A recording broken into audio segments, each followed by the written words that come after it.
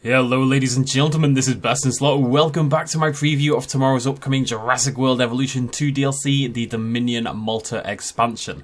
This is the final of 8 videos that I'm recording. Don't know what the order will be quite yet. So I've said those words enough times I'm losing my mind, let's put it that way. In today's video, we're going to check out the other alternate skins, the new frontier skins for several dinosaurs that have been added to the game as part of Update 5 coming free tomorrow. Nothing to do with the actual DLC. So if you own the previous Dominion expansion pack, the Biosyn Dominion expansion pack from earlier this year, and you own the Giga and the Dreadnoughtus, you're going to get a bunch of brand new skins to use with those body morphs. If you own the Camp Cretaceous pack from earlier this year, you're going to get a bunch of new skins for your Kentrosuaurus and for your Ouranosaurus, using again those alternate body morphs that we got as part of it. They're called body variants, and it actually works in a really cool system. I'm going to show you the Dreadnoughtus in particular for a good reason I shall see in a second. So you can see Dread and Giga both here have changed their picture right in our hatchery. If we go into Modify Genome, you've got a whole new tab up here called Body Variant. So that's your standard Giga, that's your Dread, I should say, that's your standard Dread, that's your Dominion Dreadnoughtus body shape, and then you can check the colours from there, or indeed pick Dreadnoughtus 22 if you wanted to.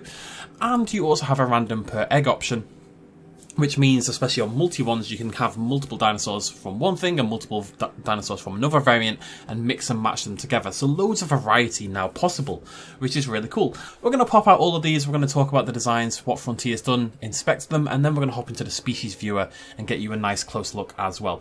But first of all, let's check out the one that I think most of us are really excited about, the Giganotosaurus.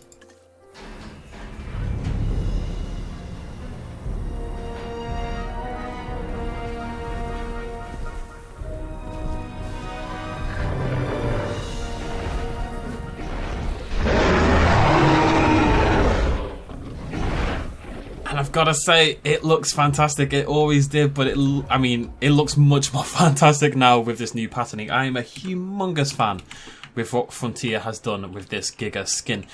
The design is inherently a little bit monstrous, a little bit over the top, a little bit Godzilla-esque for my liking, but by giving it this beautifully made, really beautiful, some of the best work Frontier's ever done, by giving it this beautifully made pattern, this very naturalistic pattern as well, even with these slightly crazy colours we've got going on this one. This one's a little bit, you know, they're both crazy in their own ways, but it kind of it just tones it down somehow. By giving it this naturalistic pattern, it really tones down the excesses of the dinosaur. Let's take a look at what we've got here. So it colours in the top, the sort of spikes and the osteodermic section over there with some mottling in browns. That has these interesting sort of river almost patterns that then cut down into the lower body and kind of break up that coloration more and more as we go down towards the tail.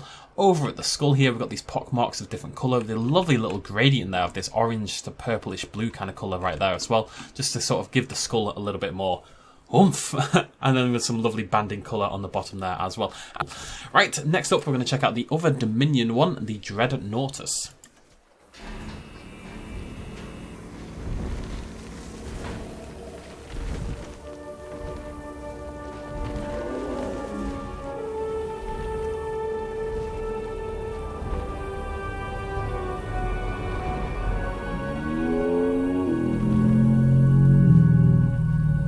That noise echoes in your soul, doesn't it? It's oomph. It's so deep and oomph. I don't know how else to put that. It's oomph. So that is our Dreadnoughtus. The pattern maybe isn't the most exciting combination to showcase everything, but it's cool again just to see that same model. I think a model that most of us vastly prefer, it must be said, over the Evolution Dreadnoughtus, which is, cough, horrendously ugly, cough. That's just my take, my personal take. And it's a fairly standard pattern. This one's just sort of some banding and ripple effects down the body. One that we'll have to check out in the species viewer in a moment. But first, our two Camp Cretaceous dinosaurs. I should really cut that stuff out of the video, but I'm not going to. So first up we have our Kentrosaurus. So this is based on the Pierce model.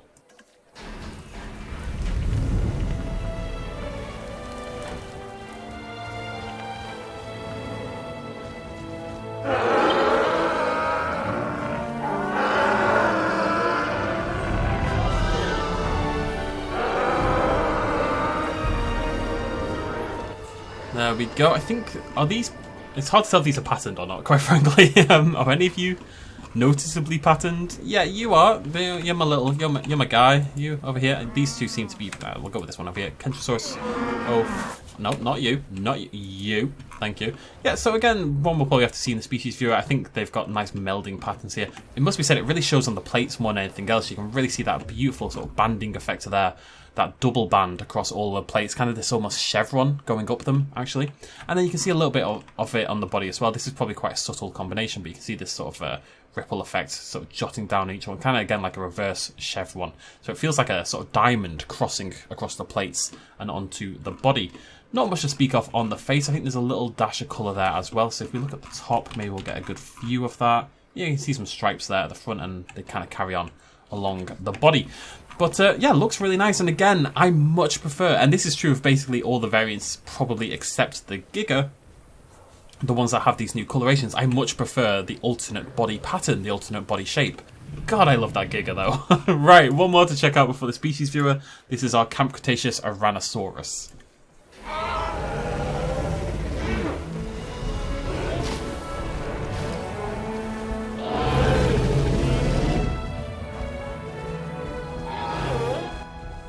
Let's check out this red one, I think.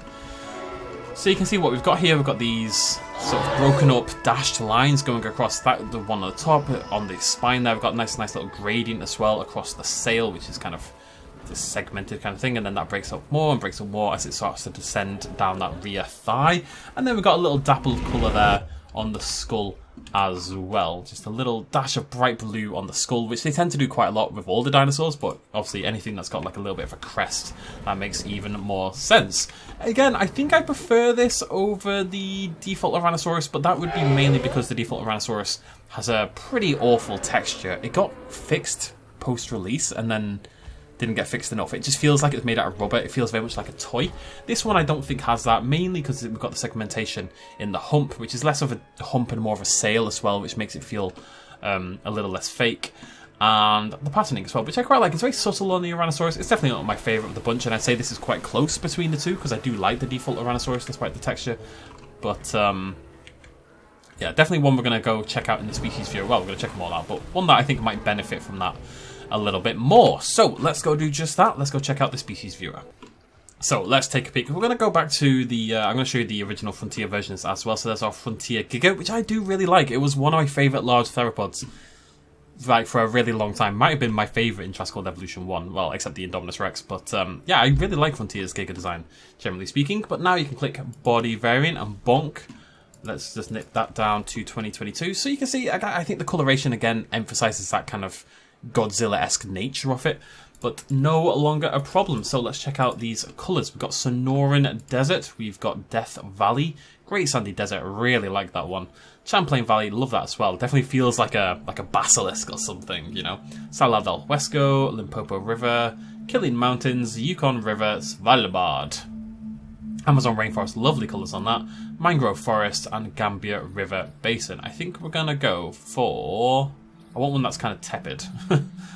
Let's go for Limpopo, because I think this is probably the one they use. And let's check out the patterns. So Rana adds a dash of blue around the snout and then some crimson along the body. We've got Calcarana, much brighter. This looks so good. The pattern work is so nice. I love this gradient effect we've got going on along here. It makes it really interesting. And that burst of colour around the snout, around the nose hole. The lithobates with the yellow. We've got Pulcrana, which is quite subtle on this one. So let's just change that up a little bit. Yeah, there you go. You see it's more like a dark grey. Where's my one? There we are. We've got Paparana Blues. Just going to swap that into maybe Gambit. No. Salad? No, that one. Yeah, pretty sweet, pretty sweet. And we've got Pelophylax, which is green, so let's stick that on a blue maybe. Yeah.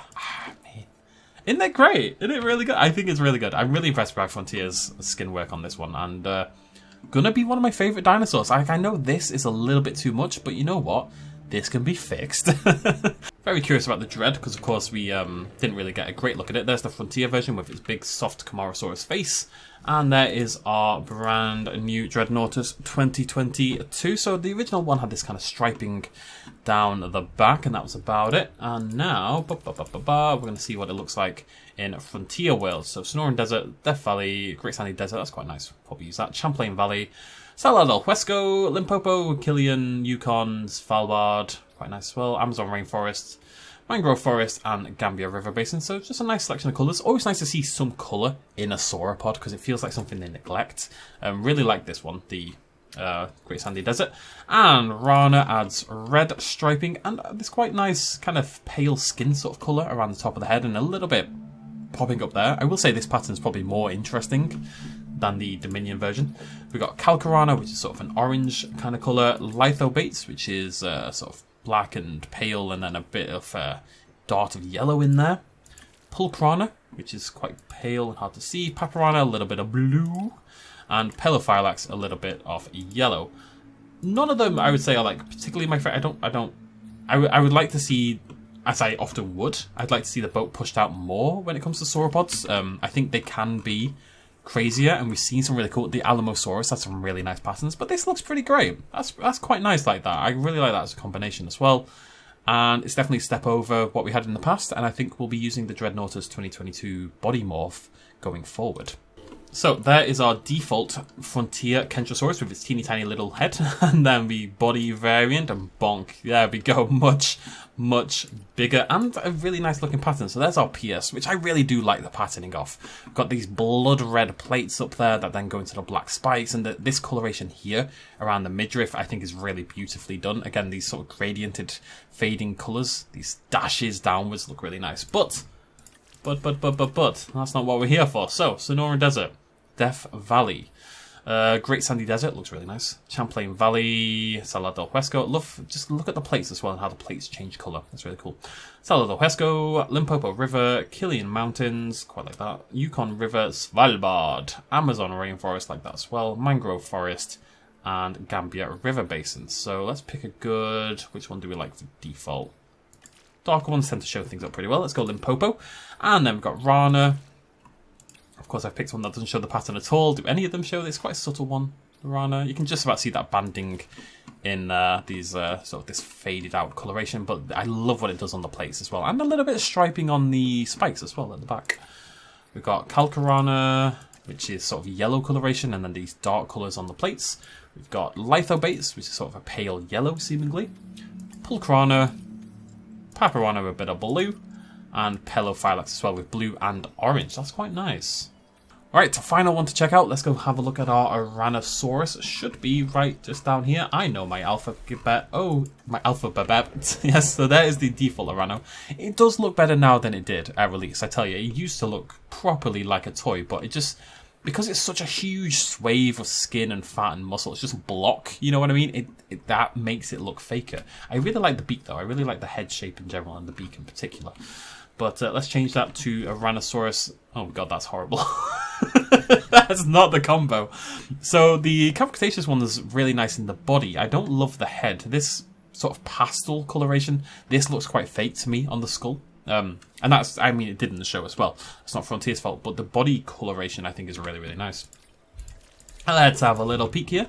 So we've got Sonoran Desert, Death Valley, we've got Great Sandy Desert, Champlain Valley. You see it's changed the colour of absolutely everything. Even the beak, the crest, everything is changing. It looks very uniform. Killian Mountains I quite like. Yukon River, Svalbard. I don't know why. Amazon rainforest. I mean, just look at that. It's a terrifying creature right there. It's too much of one colour. Mangrove Forest and Gambia River Basin, which again just looks horrendous. This is one of those creatures you're going to want the pattern. Some dinosaurs you can get away with no pattern and they look fine. This is one you're going to want the pattern for, in my opinion. We're going to go for Killian because I think that's the best of the lot. Rana, and the pattern does change. Just by adding a different colour here, you can see what a difference that makes to how the head looks. It looks ridiculous without the colour there. With the colour, we're back in business, you know, that looks pretty good. So they've added like a gradient coloration here of two different colours on the skull, on the crest area, and then we've got this kind of mottled dashed area along the spine and everything. So that's Rana. Calcarana's like pink and grey. Lithobates orange and green. Pulcrana's quite nice with the grey and the red. Paparana, oh, I love the skull on the Paparana. Lovely colours there. But blues and greens on the body. And Pelophylax, yellow, purple, and then a bit of green on the crest. It's not my favourite of the bunch. If I'm honest, it's not blowing me away. I kind of wish they'd. I feel like they haven't pushed the boat out very hard with this one in terms of the The patterning, I think the body, I think this could have been much more interesting. You really could have pushed the sail and made it a lot more interesting and put more colour into there. As it stands, I'm not a huge fan, if I'm honest. I feel mean, but I was really complimentive on the others, you know. I think the Giga in particular is fantastic. I think the Kentro is really good. This one I don't really like. I don't think the pattern's very good. But it's very much personal taste as well. I tend to like, generally speaking, quite strong patterns and quite strong colours.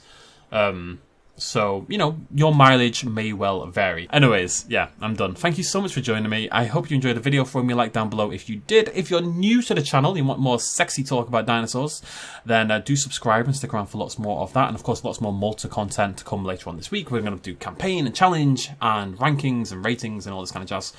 And I'm sure tons of new cool interactions will come out that I'll have to cover tomorrow as well. Until then, thank you so much for joining me. Cheers, much love as always. Bye-bye.